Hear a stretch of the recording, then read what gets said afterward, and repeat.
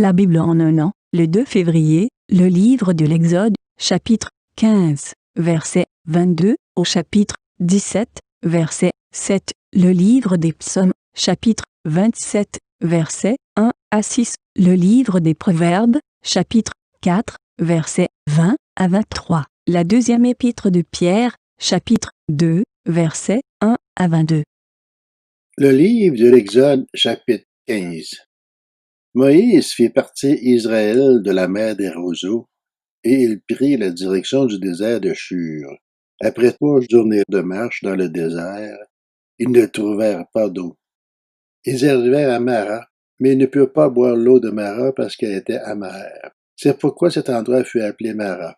Le peuple murmura contre Moïse en disant: « Que boirons-nous? » Moïse cria à l'Éternel, et l'Éternel lui indiqua un morceau de bois qu'il jeta dans l'eau, et l'eau devint douce. Ce fut là que l'Éternel donna au peuple des prescriptions et des règles, et ce fut là qu'il les mit à l'épreuve.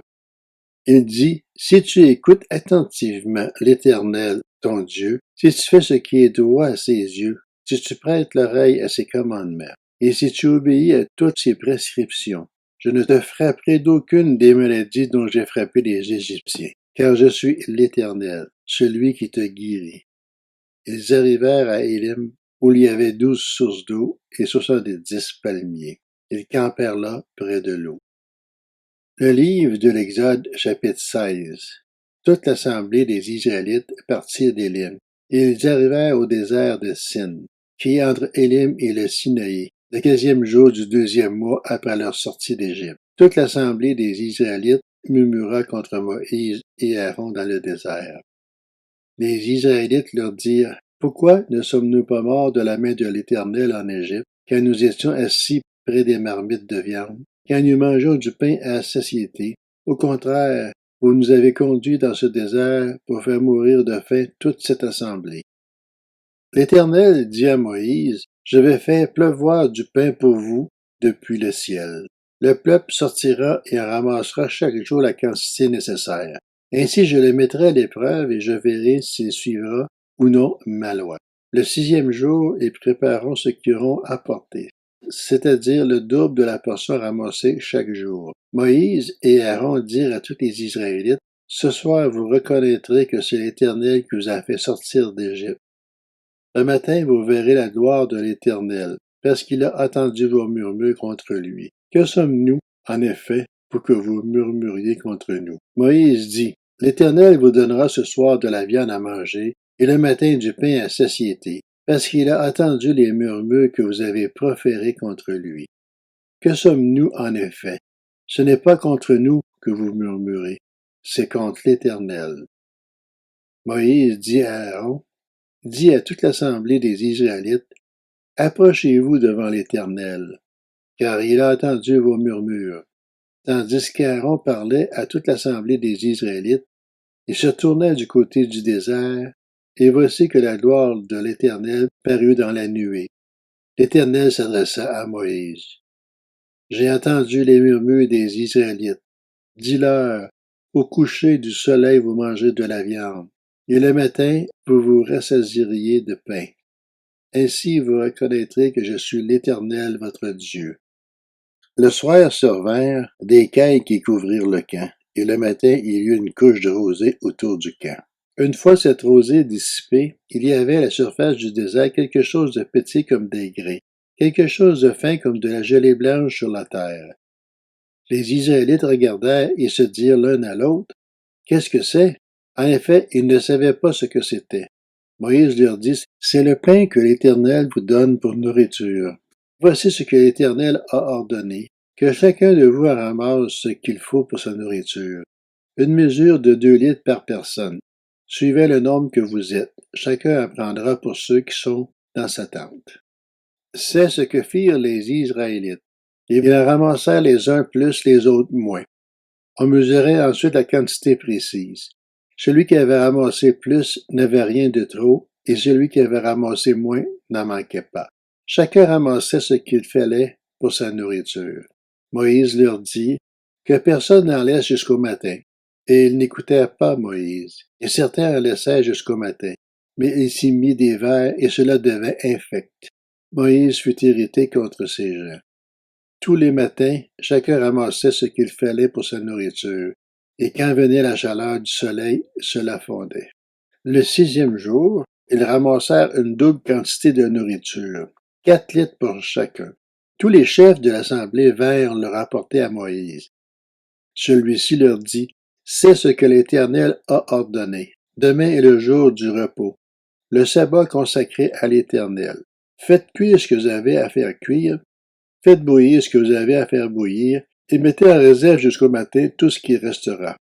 Et il le laissa jusqu'au matin comme Moïse l'avait ordonné, et cela ne devint pas infect. Il ne s'y mit pas de verre. Moïse dit, mangez-le aujourd'hui, car c'est le jour du sabbat à l'honneur de l'Éternel. Aujourd'hui vous n'en trouverez pas dans la campagne. Pendant 6 jours, vous en ramasserez, mais le 7e jour, celui du sabbat, il n'y en aura pas. Le 7e jour, quelques membres du peuple sortirent pour en ramasser, mais ils n'en trouvèrent pas. Alors l'Éternel dit à Moïse, jusqu'à quand refusez-vous de respecter mes commandements et mes lois? Considérez que c'est l'Éternel qui vous a donné le sabbat. Voilà pourquoi, le 6e jour, il vous donne de la nourriture pour 2 jours. Que chacun reste sous sa tente, que personne ne sorte de chez lui le 7e jour. Et le peuple se reposait le 7e jour. La communauté d'Israël donnait à cette nourriture le nom de manne. Elle ressemblait de la graine de coriandre, était blanche et avait le goût d'un gâteau au miel. Moïse dit, voici ce que l'Éternel a ordonné, qu'une mesure remplie de manne soit conservée pour vos descendants.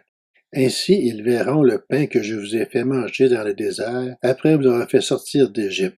Moïse dit à Aaron, prends un vase, mets-y 2 litres de manne et dépose-le devant l'Éternel, afin qu'il soit conservé pour vos descendants. Suivant l'ordre donné par l'Éternel à Moïse, Aaron le déposa devant le témoignage afin qu'il soit conservé. Les Israélites mangèrent de la manne pendant 40 ans, jusqu'à leur arrivée dans un pays habité. Ils mangèrent de la manne jusqu'à leur arrivée aux frontières du pays de Canaan. La mesure de 2 litres correspondait à 1/10 de la mesure étalon. Le livre de l'Exode, chapitre 17. Toute l'assemblée des Israélites partit du désert de Sin pour parcourir les étapes que l'Éternel leur avait ordonnées. Et ils campèrent à Réphidim. Là, le peuple ne trouva pas d'eau à boire. Alors le peuple cherchait querelle à Moïse. Ils dirent, donne-nous de l'eau à boire. Moïse leur répondit, pourquoi me cherchez-vous querelle? Pourquoi provoquez-vous l'Éternel? Le peuple était là, pressé par la soif, et murmurait contre Moïse. Il disait, pourquoi nous as-tu fait quitter l'Égypte? Si c'est pour nous faire mourir de soif, moi, mes enfants et mes troupeaux. Moïse cria à l'Éternel en disant, que puis-je faire pour ce peuple? Encore un peu, et ils vont me lancer des pierres. L'Éternel dit à Moïse, passe devant le peuple et prends avec toi les anciens d'Israël. Prends aussi dans ta main ton bâton, celui avec lequel tu as frappé le fleuve, et marche. Je me tiendrai devant toi sur le rocher d'Horeb. Tu frapperas le rocher, et il en sortira de l'eau, et le peuple boira. Moïse agit ainsi sur les yeux des anciens d'Israël. Il appelait cet endroit Massa et Mériba, parce que les Israélites ils avaient cherché querelle, et avaient provoqué l'Éternel en disant, l'Éternel est-il au milieu de nous, oui ou non? Le livre des Psaumes, chapitre 27, de David. L'Éternel est ma lumière et mon salut. De qui aurais-je peur? L'Éternel est le soutien de ma vie. Qui devrais-je redouter? Quand des méchants s'avancent contre moi pour faire de moi leur proie, ce sont eux, mes persécuteurs et mes ennemis, qui trébuchent et tombent. Si une armée prend position contre moi, mon cœur n'éprouve aucune crainte. Si une guerre s'élève contre moi, je reste, malgré cela, plein de confiance. Je demande à l'Éternel une chose, que je désire ardemment. Je voudrais habiter toute ma vie dans la maison de l'Éternel, pour contempler la beauté de l'Éternel et pour admirer son temple, car il me protégera dans son tabernacle le jour du malheur. Il me cachera sous l'abri de sa tente. Il m'élèvera sur un rocher. Déjà, ma tête se dresse au-dessus des ennemis qui m'entourent. J'offrirai des sacrifices dans sa tente avec des cris de joie. Je chanterai, je célébrerai l'Éternel. Le livre des Proverbes, chapitre 4. Mon fils, sois attentif à mes paroles. Tends l'oreille vers mes discours, qu'ils ne s'éloignent pas de tes yeux. Garde-les au fond de ton cœur, car ils apportent la vie à ceux qui les trouvent, la guérison à tout leur corps. Garde ton cœur plus que toute autre chose, car de lui jaillissent les sources de la vie. La deuxième épître de Pierre, chapitre 2. Cependant, il y a eu parmi le peuple de prétendus prophètes. De même, il y aura parmi vous de prétendus enseignants.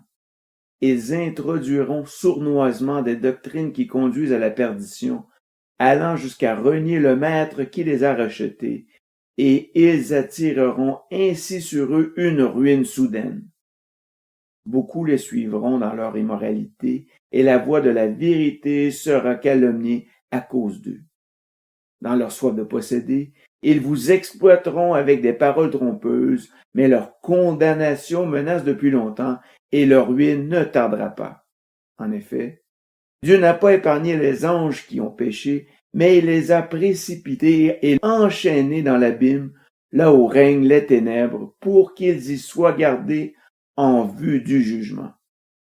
Il n'a pas épargné non plus l'ancien monde, bien qu'il ait sauvé 8 personnes, dont Noé, ce prédicateur de la justice, lorsqu'il a fait venir le déluge sur un monde impie. Par ailleurs, il a condamné à la destruction et réduit en cendres les villes de Sodome et Gomorrhe pour les donner en exemple à ceux qui, par la suite, vivraient dans l'impiété. Et il a délivré Lot le juste, qui était profondément attristé de la conduite immorale de ces hommes débauchés. Ce juste, qui habitait au milieu d'eux, tourmentait en effet jour après jour son âme, juste à cause de ce qu'il voyait et entendait de leur agissement criminel.